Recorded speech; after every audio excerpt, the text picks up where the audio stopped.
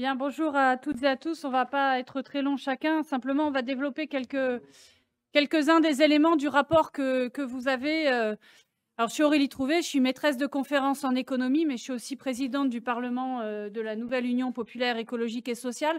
Je voudrais d'abord vous dire que nous sommes des dizaines d'économistes qui soutiennent et travaillent le programme de la NUPES, des économistes de tous horizons. Il y a des chercheurs, des statisticiens, des hauts fonctionnaires.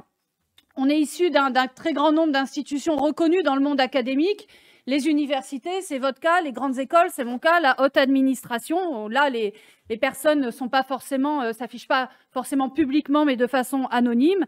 En tout cas, ce groupe d'économistes, ce conseil économique, nous sommes d'ailleurs en train de l'élargir, de le reconfigurer, avec aussi la nouvelle Union populaire écologique et sociale. Et puis vous verrez que dans les jours à venir va paraître une tribune qui montre que ce que nous faisons est soutenu par un très large pan de la profession en économie. Je voudrais vous dire aussi que nous sommes indépendants, c'est-à-dire que nos revenus, nos carrières, nos institutions de chercheurs ne dépendent pas des multinationales. Nous dirigeons des thèses académiques, nous publions dans des revues scientifiques avec des articles qui sont évalués par nos pairs. Nous sommes insérés dans des cercles académiques et nous faisons partie d'écoles de pensée, au pluriel, qui représentent une large part du monde académique.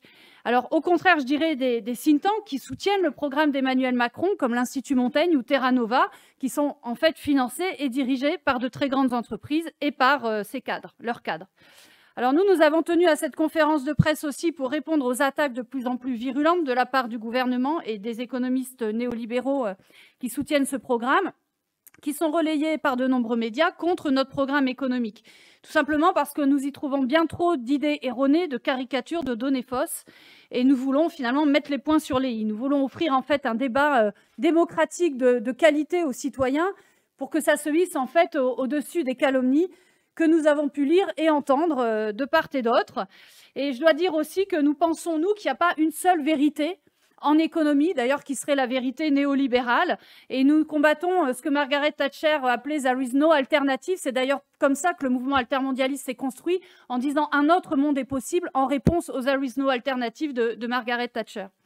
Nous sommes d'ailleurs tout à fait disponibles pour débattre, on l'a dit, répété, avec les membres de ce gouvernement et avec leurs principaux économistes. Et nous observons que pour l'instant, en tout cas, la plupart le refusent. Ce fut mon cas, en tout cas, avec l'auteur du rapport de Terra Nova.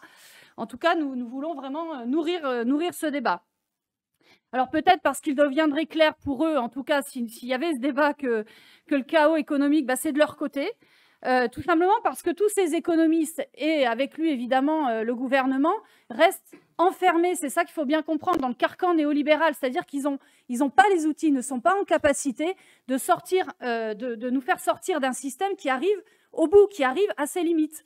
Et donc nous proposons justement une école de pensée, une façon d'en sortir à travers ce qu'on pourrait appeler l'économie des besoins.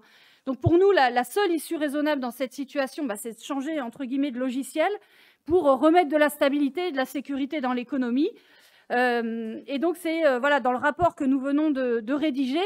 Non seulement nous démontons une par une les fausses idées véhiculées dans le programme par ces économistes néolibéraux et les membres du gouvernement notamment, mais aussi nous proposons une autre démarche en fondant tous nos arguments sur des connaissances scientifiques, en expliquant les thèses sur lesquelles nous nous appuyons, en utilisant des modèles, à la fois alors essentiellement de la Banque de France, mais aussi du ministère des Finances. Et comme vous le verrez, tout est chiffré. Mais on l'a déjà vu parce que nous avions fait il y a quelques semaines une émission de chiffrage qui rendait public et de manière très très fine toutes ces mesures que nous proposons dans le programme. Et je ne crois pas qu'il y ait une autre force politique qui peut se prévaloir d'un tel travail rendu public. Voilà, donc à chaque fois, je vous le dis, on a des réponses solides et mes collègues vont revenir là-dessus. Je vais juste finir par un seul exemple, celui du déficit commercial. Ce gouvernement a fait... Donc on nous dit « Ah ben oui, mais avec votre programme, vous allez tuer la compétitivité des entreprises et on va importer de plus en plus ça va être catastrophique pour le déficit commercial. Il faut quand même bien voir que M. Macron a fait plonger le déficit commercial aujourd'hui à moins 100 milliards d'euros. D'accord ? En fait, pourquoi ? Parce que nous importons de plus en plus, en particulier dans les postes d'importation pour lesquels on est le plus dépendant des marchés internationaux, évidemment l'énergie, mais je vais prendre aussi quelques autres domaines comme les fruits et légumes ou le soja.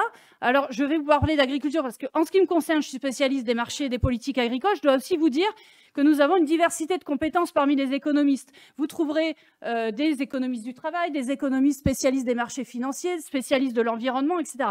Donc nous avons toute une palette d'économistes capables de réagir et de travailler sur chacun des points et qui travaillent, c'est mon cas par exemple, depuis 20 ans sur un secteur précis, par exemple celui des marchés et des politiques agricoles. Et ensuite, on est évidemment des économistes capables aussi de réagir sur l'ensemble de l'économie, tout en étant focalisé sur, et en étant extrêmement pointu aussi sur un domaine sur lequel nous apportons nos connaissances. Et c'est comme ça que nous travaillons en mettant en commun ces différentes connaissances. Donc, pour revenir à la question, par exemple, du secteur agricole, moi, que je connais très bien, eh ben, vous voyez, on a, par exemple, des importations de plus en plus importantes, par exemple, de fruits et légumes ou de soja importé d'Amérique et en général OGM.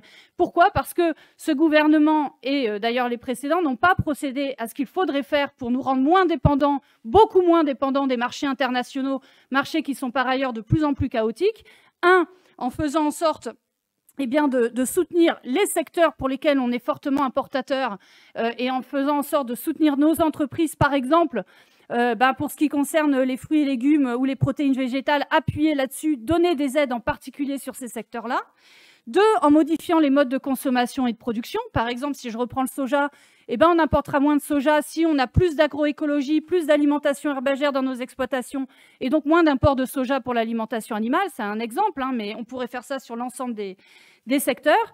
3, en protégeant quand il le faut aussi ces productions. Et 4, en favorisant aussi, par exemple, dans les marchés publics, ces petites entreprises locales. En tout cas, voilà, nous avons les capacités à court et à plus long terme, évidemment, de nous extirper de la dépendance aux marchés internationaux et donc de répondre au contraire à cette critique du déficit commercial. Nous pensons que justement la politique qui est menée par ce gouvernement plonge le déficit commercial de plus en plus, c'est la réalité, et que nous avons les outils pour faire en sorte justement de restaurer un peu plus de dépendance et d'autonomie par rapport à ces marchés internationaux.